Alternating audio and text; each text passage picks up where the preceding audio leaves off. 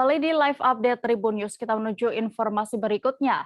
Sekretaris Jenderal Gerakan Nasional Pengawal Fatwa atau GNPF Ulama, Edi Mulyadi tidak jadi hadir memenuhi panggilan Direktorat Tindak Pidana Cyber Barreskrim Mabes Polri pada hari ini Jumat 28 Januari 2022. Hal itu disampaikan langsung oleh Ketua Kuasa Hukum Edi Mulyadi, Herman Kadir, saat menghadiri langsung di Barreskrim Mabes Polri. Detail informasinya akan disampaikan rekan Rizky Sandi Saputra, jurnalis dari Tribun News yang kini sudah tersambung bersama kami di sana. Halo rekan Rizky. Halo rekan Dea dan juga Tribuners. Dari informasi yang sudah Anda dapatkan, apa sebenarnya alasan dari Edi Mulyadi hingga tidak jadi menghadiri dalam pemanggilan atau pemeriksaan polisi hari ini? Ya, jadi Dea dan juga Tribuners bisa disampaikan bahwa sejatinya pada Jumat 28 Januari 2022 hari ini, Sekjen GNPF Ulama yakni Edi Mulyadi harusnya dipanggil gitu oleh pihak Barreskrim Mabes Polri sebagai saksi atas perkara ujaran kebencian yang di dalam hal ini Edi dilaporkan beberapa pihak ke beberapa kantor polisi daerah yang akhirnya perkara ini diambil alih oleh Mabes Polri. Hal ini terkait dengan pernyataan Edi yang menyinggung soal keberadaan ibu kota negara baru, yang dimana dalam ucapannya Edi menyatakan kalau IKN yang baru ini merupakan tempat jin buang anak.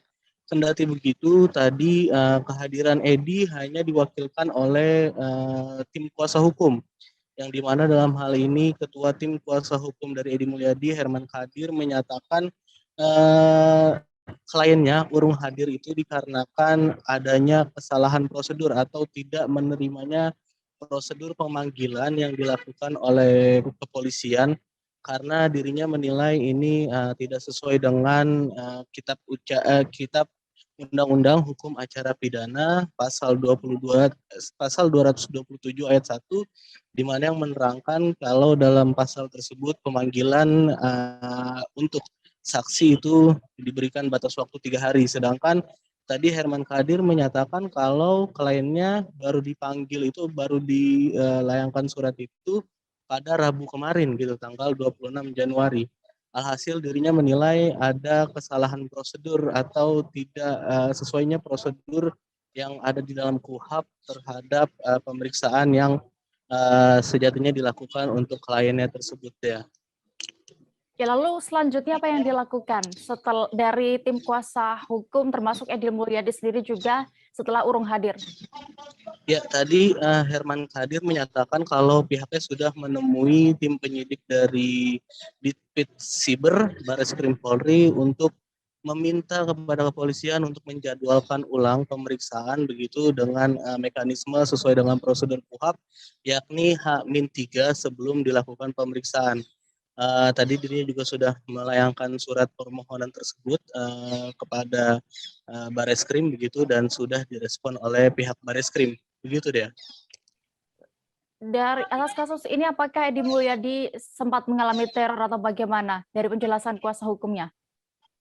Ya, tadi Herman Kadir juga dia menyatakan kalau kliennya itu mengalami teror setelah ungkapannya mengenai Kalimantan merupakan tempat jin buang anak ini dari berbagai kalangan. Dirinya bahkan menyatakan kalau kliennya itu dalam sehari bisa ditelepon oleh 1.000 orang yang menelpon ke dalam kontaknya. Alhasil dirinya menyatakan kalau si Edi ini memblokir atau menutup sementara kontaknya begitu, dan beberapa ancaman juga dilayangkan oleh beberapa pihak yang tidak diketahui terkait dengan adanya perintah untuk memotong babi, memotong kelinci, dan beberapa hewan lainnya begitu deh. Dan Edi juga diminta untuk melakukan hukuman adat, yakni dengan meminta maaf ke Kalimantan langsung kepada warga Kalimantan. Hanya saja Herman Kadir mengungkapkan tidak ada jaminan keselamatan. Padahal kata dia, Edi bersedia untuk datang langsung ke Kalimantan dan meminta maaf kepada warga di Kalimantan. Begitu deh. Baik, lalu Rizky, bagaimana tanggapan dari Kabar Reskrim Polri, Komjen Agus, soal absennya Edi Mulyadi dalam pemeriksaan hari ini? Ya, tadi juga awak media alhasil langsung meminta tanggapan dari Bareskrim langsung kepada Kepala Bareskrim Mabes Polri yakni Komjen Agus. Tadi Komjen Agus menyatakan kalau pihaknya akan sesegera mungkin mengirimkan surat perintah pemeriksaan selanjutnya begitu dalam waktu dekat. Hanya saja dirinya meminta untuk Edi Mulyadi memenuhi panggilan tersebut. Sebab jika tidak maka Bareskrim Polri menyatakan akan menjemput begitu. Tadi juga Komjen Agus menyatakan kalau dengan mangkirnya atau dengan urung hadirnya Edi Mulyadi pada pemanggilan pertama ini tidak menutup proses hukum ini tidak berjalan gitu. Dirinya menyatakan kalau proses hukum akan tetap berjalan di kepolisian dan akan tetap meminta Edi Mulyadi untuk hadir sebagai saksi. Begitu deh. Baik, Tribunnews terkait mangkirnya Edi Mulyadi dalam pemeriksaan kali ini, rekan Rizky sudah melakukan wawancara bersama Ketua Tim Kuasa Hukum Edi Mulyadi, Herman Kadir. Berikut liputan lengkapnya. Pak Edi Mulyadi tidak bisa hadir hari ini, karena jadi kami hari ini hanya mengantarkan surat untuk penundaan pemeriksaan kepada Mabes Polri. Alasannya hadir kenapa Pak? Alasannya pertama prosedur pemanggilan tidak sesuai dengan KUHP. Itu yang pertama. Nah, ini kami mau memasuki surat ini dulu. Poin-poin yang tidak dirasa tidak sesuai dengan Ya. Jadi kan itu harus minimal 3 hari. Ini baru 2 hari sudah ada pemanggilan. Ini itu sudah tidak sesuai. Jangan lupa subscribe, share, komen, dan like ya.